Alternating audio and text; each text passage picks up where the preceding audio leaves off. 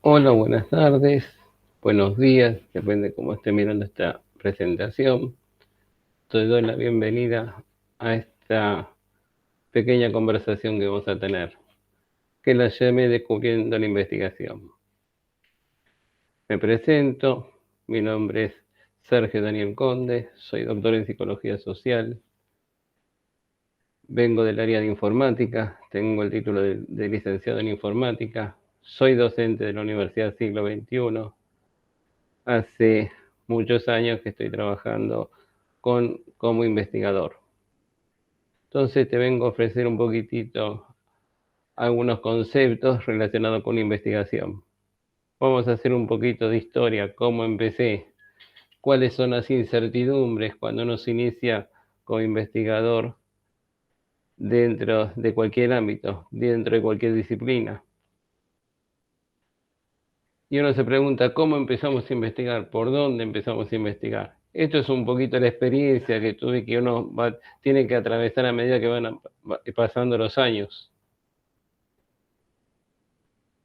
Primero, hay que descubrir que hay muchos temas que son aplicables en la profesión.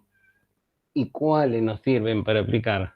Hay que tener en claro que hoy en la actualidad tenemos mucha información, hay que saber discernir esa información y poder determinar cuáles temas son aplicables en una profesión. Sea abogacía, sea sistemas, sea ingeniería. Hay muchos temas, pero no todos los temas son aplicables. O muchas veces no nos gustan algunos temas. Entonces hay que tener claro cuáles son los temas que se pueden aplicar a una profesión. Como segundo consejo que te puedo dar, que me ha pasado, es tener en claro los objetivos. Objetivos generales, objetivos específicos, una vez que tenemos elegido el tema. Entonces, teniendo en claro el tema que es aplicable, que es viable, en esta profesión tienen que tener en claro cuáles son los objetivos. Y acá nos vamos a detener. Hay investigaciones, depende del tipo de diseño, después vamos a hablar del tipo de diseño, que nos requieren tener hipótesis. Entonces, bueno, yo soy partidario de esas hipótesis. Por más que tengamos una disciplina donde no acostumbremos a poner hipótesis, soy partidario de poder probar diferentes hipótesis. Creo que una investigación, un elemento fundamental que debe tener es una hipótesis. Tener en clara cuál es la hipótesis que nos va a permitir refutar o validar lo que estamos haciendo dentro de la investigación. Y acá el tipo de diseño. El tipo de diseño puede ser cualitativo o cuantitativo. Cualitativo, hago un análisis cualitativo de una información, de una investigación, un aspecto social, una ley, algo que esté relacionado en forma que pueda ser un análisis cualitativo sin hacer gráficos, encuestas, entrevistar a las personas. Entonces, puedo hacer un análisis cualitativo teniendo una buena bibliografía. Siempre considero que alguna técnica vas a tener que recurrir, sea una entrevista, sea un cuestionario, que va a servir mucho y de ayuda para poder hacer un análisis. Opiniones, puedes tomar opiniones de diferentes diarios y a partir de ahí, si es un tipo de diseño cualitativo, soy partidario por este motivo de tener hipótesis. Hay muchos que no utilizan hipótesis cuando es un tipo de diseño cualitativo. Creo que hoy en la actualidad, si no partimos una hipótesis, quizás uno puede perder el hilo de conducción cuando estamos haciendo una investigación de ese tipo de diseño, un tipo de diseño cualitativo. Entonces, y más cuando empezamos sobre todo. Quizás después, con el pasar del tiempo, cuando uno va adquiriendo más experiencia, yo soy partidario de mantener las hipótesis. Hay gente que no las mantiene, porque está permitido en casos excepcionales. Creo que la mayoría de las universidades hoy estamos pidiendo que ese tipo de diseño cualitativo estén presentes las hipótesis. Una vez que tenemos definido ese tipo de diseño cualitativo, si es cuantitativo, vamos a tener que investigar un poquitito. Vamos a tener que hacer encuestas, cuestionarios y a partir de ahí vamos a tener que procesar esa información recibida. a ver con qué datos nos encontramos dentro de esa investigación. Y a partir de esa respuesta sí hago un informe cualitativo. Entonces, es un mix entre un cualitativo y un cuantitativo, ese tipo de investigación, cuando aplico un diseño cuantitativo.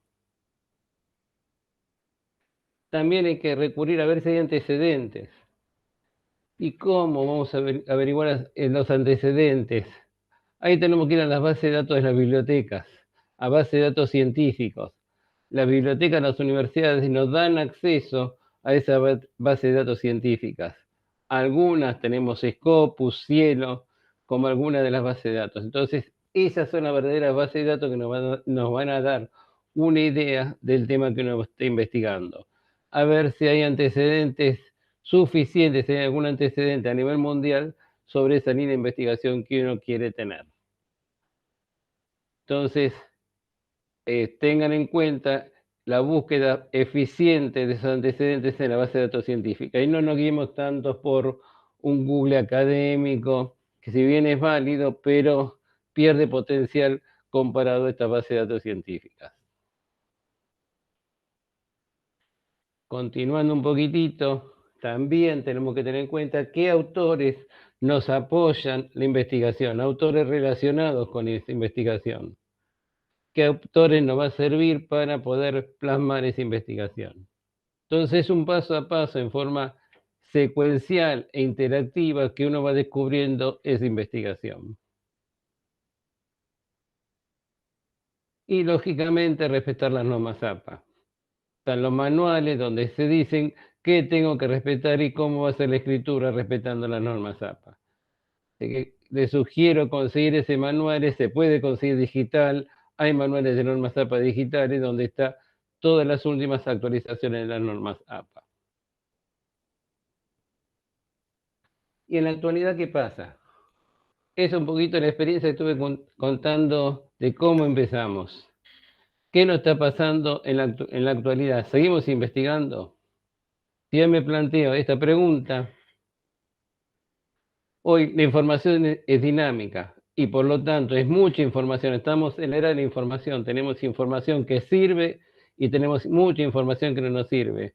Pero esa información influye en qué? En el desarrollo del conocimiento. Hoy en la actualidad tenemos que decir, podemos afirmar que el conocimiento es dinámico, cambia minuto a minuto, cambia en tiempo real. Entonces eso hay que tenerlo muy en claro para cuando encaramos una investigación hoy en la actualidad. Como consejo, elemento que siempre debes tener en cuenta. ¿Cuáles son los pasos para la redacción de una investigación? Porque eso después nos va a llevar a una redacción de un artículo científico cuando estemos terminando esa investigación. ¿Qué elementos tiene que tener una investigación? Lógicamente, tiene que tener un título muy claro que se adecue a lo que estoy haciendo en la investigación, un resumen, una introducción, una metodología, alto marco teórico. Aquí, lógicamente, un marco teórico donde están todo el desarrollo de los autores, no me puedo guiar en un marco teórico con un solo autor, tengo que tener 3, 4, 5, 6 autores que me den diferentes visiones de ese mismo trabajo. Resultados, una discusión, muchas veces es bueno tenerlo de acuerdo si es un análisis cualitativo, una conclusión y la bibliografía que nos respete las normas APA. Entonces, un poquito es todo un resumen de lo que uno puede hacer en el momento que se decide investigar. Te invito a que te incorpores y que puedas investigar, que seas miembro de una investigación, que es un camino que vas a ir descubriendo que te va a dar mucho potencial para crecer. No tengas miedo.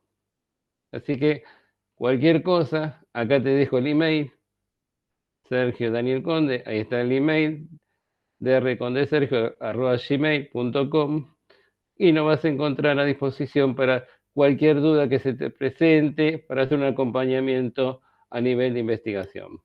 Muchas gracias por escucharme y nos vemos.